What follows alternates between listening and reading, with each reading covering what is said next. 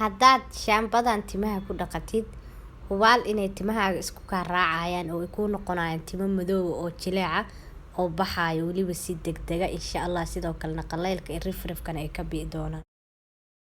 Assalaamu calaykum waraxmatullaahi wabarakaatuh. Asxaabta ku xiran Najax Kitchen and Beauty, soo dhawaada walaalahayga meel walbo aad joogtiin dhammaantiin kusoo dhawaada channelkeena Najax Kitchen and Beauty uga barateen isqurxinta dabiiciga. waa walaashin haddii sida cashar kale cusub ayaa walaalahayga maanta inoo wadaa. waxaan inii sidaa alaabtan yarta oo caaga inoogu jirto.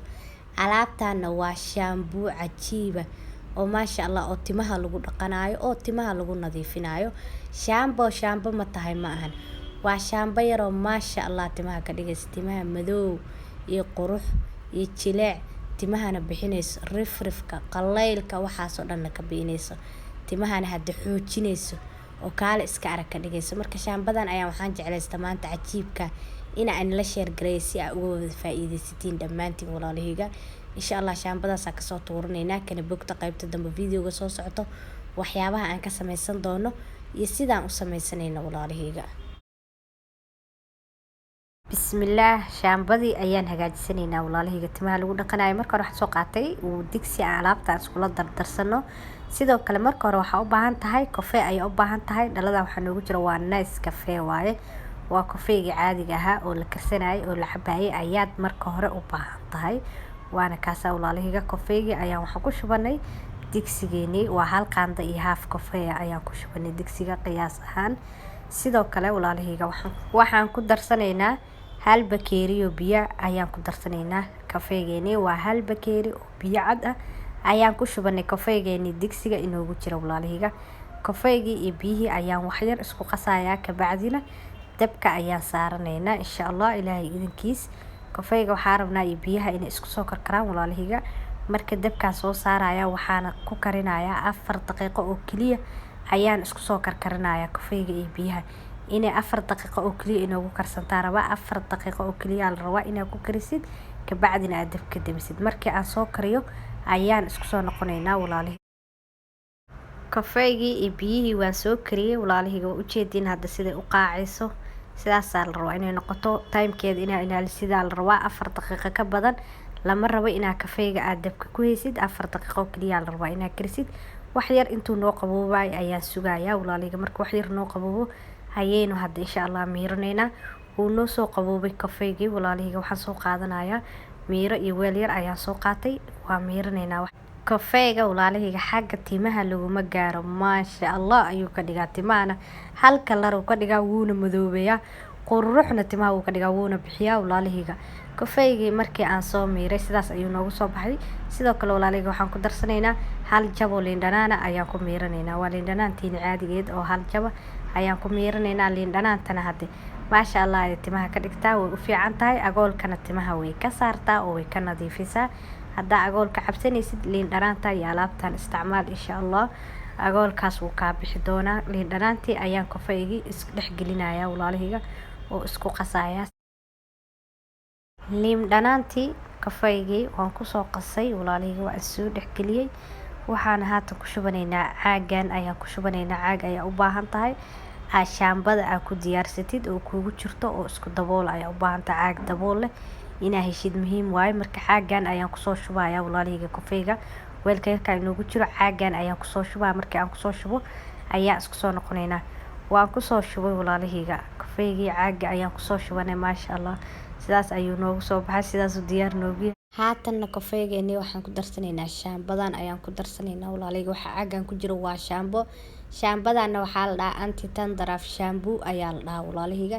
in shaambo ku taalo ayaan isticmaali kartaa. midaan ayaa aniga isticmaalaya insha Allah. midii ku taalo ayaadna isticmaali kartaa. marka shaambadan ayaan ku darsanaynaa walaalahayga kafeegeeni inoogu jiray caaga oo inoogu diyaarsanaa. shaambo xoogaayo oo fiican ayaan ku shubayaa walaalahayga oo qiyaas aan isdhahay alleela way ku filan tahay inta biyo oo meesha ku jirto. shaambadii waan ku soo shubay walaalahayga. haatan marka waa isku luxayaa, waa isdhex gelinayaa. daboolkii ayaan ku dhuujiyay. sidaas ayaa u luxaysaa oo isku dhex gelinaysaa oo iskugu qasaysaa ilaa ay hadda ka xumbeyso oo ay si fiican iskugu milanto oo maasha Allah ay noqoto. waa inaad si fiican u luxdaa. shaambadan walaalahayga waa shaamba cajiiba maasha Allah aniga ayaa isticmaalay waana ku faa'iiday. Timaha hadda waxay ka dhigaysaa hal kalar oo madow ah. Markii aan soo qasay walaalahayga oo si fiican iskugu soo qasay sidaas ayay shaambadeeni hadda inoogu soo baxday maasha Allah. Waa u jeedin sida u xumbeynayso haatanna waa inoo diyaar. Wax kale oo lagu daraayo ma lahan. Kaliya haatan waxay u baahan tahay in la isticmaalo oo kaliya ay u baahan tahay. Marka sidee u isticmaalaysaa waaye waxaad sameynaysaa marka hore shaambada ayaa soo qaadanaysaa waa diyaarsanaysaa. Markii aad diyaarsatid marka hore musqusha markii aad tagtid oo aad rabtid inaad madaxa ku dhaqatid waad luxaysaa shaambada waa isdhex gelinaysaa. Kabacdi ayaad madaxa sidaas ugu shubanaysaa. Kabacdina madaxa ayaa ku dhaqanaysaa oo ku rugaysaa. Waa u jeedin hadda sida u xumbeynayso. Waxbana kama baryaysa shaambo banaanka laga soo gado maasha Allah. Sidaas ay u xumbeynaysaa. Madaxana sidaas ay ugu xumbeynaysaa wayna dhaqaysaa nadiifna madaxa way ka dhigaysaa. Markii aad madaxa ku dhaqatid shaambada oo madaxa nadiif kuu noqdo oo maasha Allah madaxa kuugu xumbeyso oo madaxa aad si fiican u dhaqdid ayaad madaxa biyo caadi iskaga raacinaysaa oo iska dhaqaysaa oo iska nadiifinaysaa. Kabacdina madaxa waa iska qalajinaysaa. Waxaad iska marsanaysaa saliidaada in saliid ku taal ayaa isticmaalaysaa insha Allah. Shaambadana mar walba oo madaxaaga aad dhaqanaysid ayaa ku dhaqanaysaa mar alaal markuu madaxa kaa wasaqoobo mana kaa halaabayso way kuu ooli kartaa muddo ayay kuu ooli kartaa 10 maalin ilaa 15 maalin way kuu ooli kartaa. Meel ayaa iska dhiganaysaa mana kaa halaabayso. Adaartid qaybta hoose fridge-ka ayaa dhiganaysaa oo baraf ka ahayn.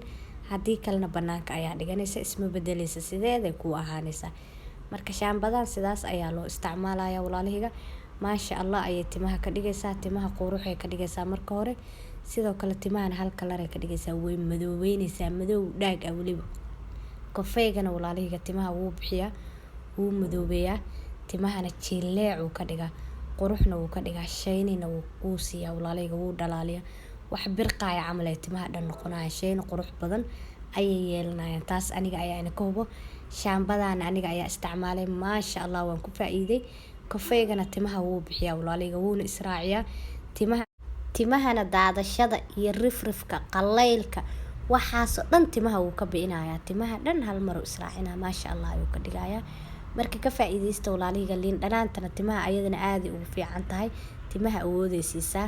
Hadday timahaaga qafiif yihiin oo timaha ciyow daadanayo oo qafiifka ay yihiin oo kale way kuu yara adkeynaysaa maasha Allah way kaaga dhigaysaa. Marka waa shaambo yar oo dhan walba ka dhameystiran insha Allah faa'iidadeeda hadaan dhaw waan ka hadlayaa. Halkaan laguma soo koobi karo walaalahayga. Marka hadda waxaan kaga tagayaa sidaas nabadgelyo oo inoo kulantay dambe oo xiiso leh walaalahayga. Fiidiyowgaana sii share gareeya asxaabtiina la wadaaga si ay dadka uga wada faa'iideystaan. Haddii aad janaalka ku cusub tahay hadda soo dhawow minankaaga waaye.